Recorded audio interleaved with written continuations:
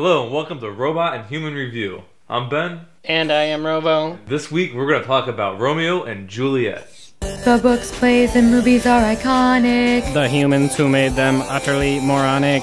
Robo hates humans. And the art they do. Robot and Human Review.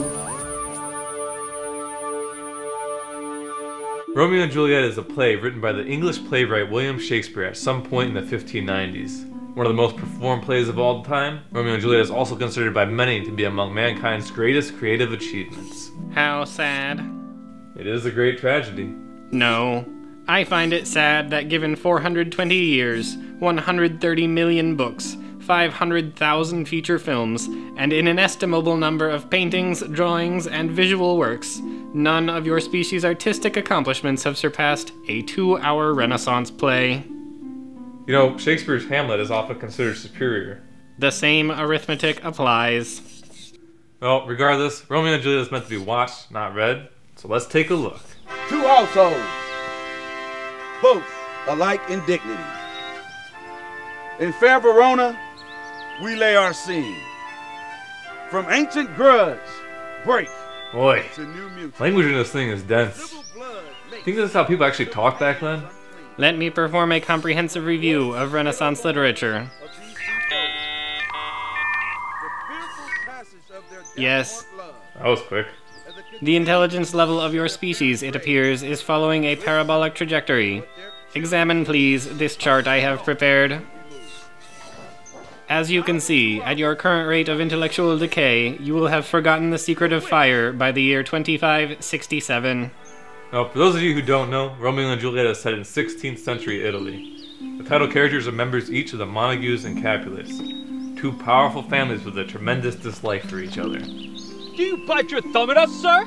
Man, these guys get a whiff of each other. It's on. Who could you run into that would inspire that kind of instant vitriol? A human. Any human. When the play starts, Romeo's getting over a crush on a chick that doesn't want him. He decides to bone his way out of it by crashing a Capulet party with his friends. Look at Romeo. He's going up to Juliet here. Check it out. This guy is one of literature's all-time pickup artists. If I profane with my unworthiest hand this holy shrine, the gentle fine is this. My lips, two blushing pilgrims ready stand to smooth that rough touch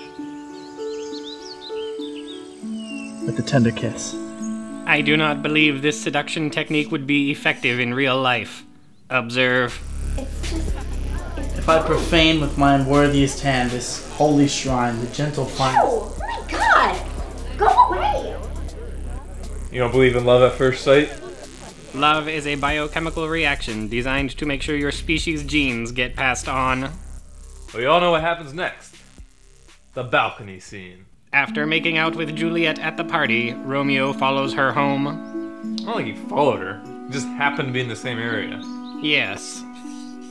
That explanation would go over much better. Yeah, we made out a little, but then I found out he was from Alpha Sigma Gamma, and I can't stand those guys. He was super hot, though. I take thee at thy word. Call me but love, and I'll be new baptized. Oh my God, someone's here. With love's light wings, I did approach these walls.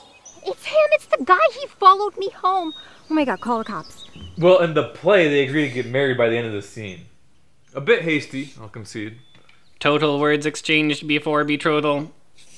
814.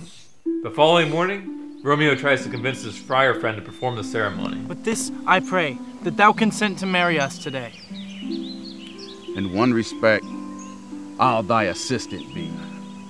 For this alliance may so prove to turn your household's rancor to pure love.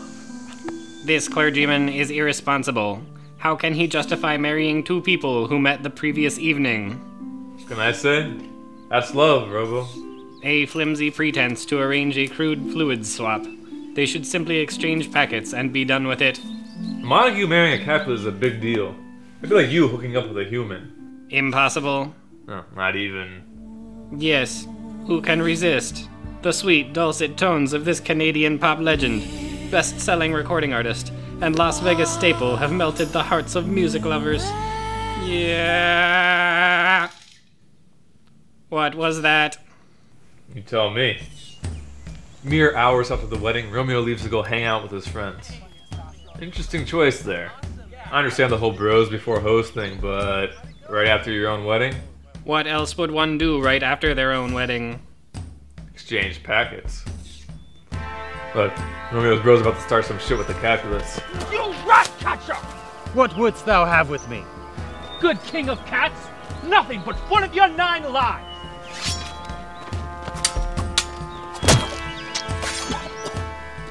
Romeo's best friend gets killed by Juliet's cousin and dies screaming, "A plague on both your houses." A plague on both your houses! Pretty hardcore. Similarly, if rendered non-functional, I plan to end my existence repeatedly intoning, "Kill all humans." Romeo gets his revenge by killing his friend's killer, who again happens to be Juliet's cousin. If you got married yesterday, and today your spouse killed your cousin, would you start to reconsider your decision to wed? Probably. Then you and Juliet have little in common. Yeah, she doesn't seem that broken up about it. If anything, it seems to heighten her infatuation with Romeo. I've noticed the females of your species occasionally exhibit such erratic behavior. Yeah. Well, how about Romeo? Dude gets married one day, murders someone the next. This guy leads a pretty dramatic life. I don't know how he ever made it through a week before this play started. Marry my child, early next Thursday morn, the gallant, young, and noble gentleman, the County Paris. Not knowing that she already married in secret, Juliet's parents want her to wed a landed nobleman. They think this will help her get over her cousin's murder. Because she is an irrational human, Juliet conspires to get out of the marriage. This is a friar prepare a potion for her that will help her fake her own death. This is preposterous. There is no drug in medical history capable of inducing the symptoms of death without actually causing death. It's just a story device, Robo. It's not meant to be taken literally. What? Yeah, it's like when something needs to happen in a movie and they just show somebody tapping at a keyboard for a few minutes. Robots are deeply offended by this trope. Potions are like the computer hacking of the 1590s. Juliet and the friar failed to tell Romeo about their plan, so when he shows up, he thinks Juliet is dead for real.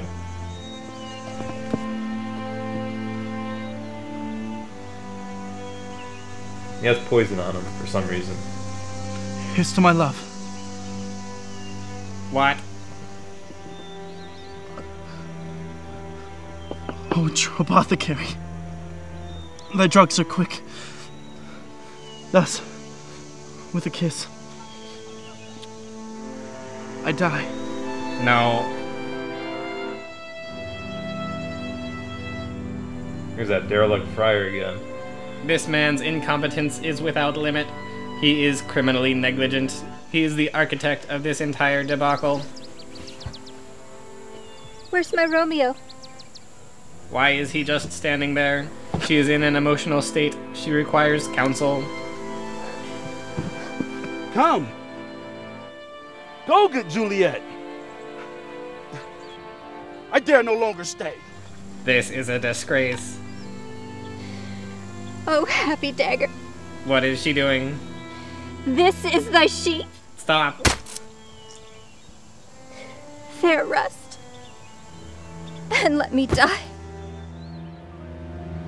There is no drug that acts as a death simulator. How could Juliet be sure she wouldn't be buried alive? A sleep like death is a medical impossibility. Why did the friar have to go so suddenly? Is Romeo medically qualified to pronounce Juliet dead? The odds of Juliet waking up within the same minute the Romeo ingested poison are incredibly low. If she was about to awaken, would there not be some observable indicator of life? Yeah. So, Robo, what did you think of Romeo and Juliet? This story is less about tragedy than a haphazard breakdown in communication. If humanity had reached a more advanced level of telecommunications, the events of the script might have been prevented. As always, advancements in technology and robotics could have offered a solution. This script and its characters are monuments to human haste and irrationality. While I appreciate any portrayal of organic weakness, I found this nothing more than a flaccid reinforcement of my preformed sentiments. I award this play and every one of its numerous productions and adaptations 0 stars.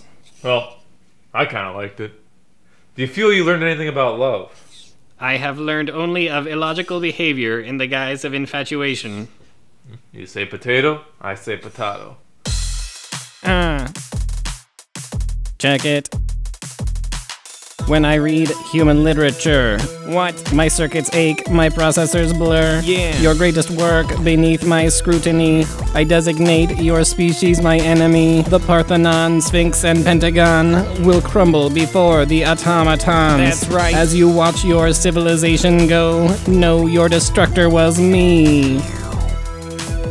ROBO.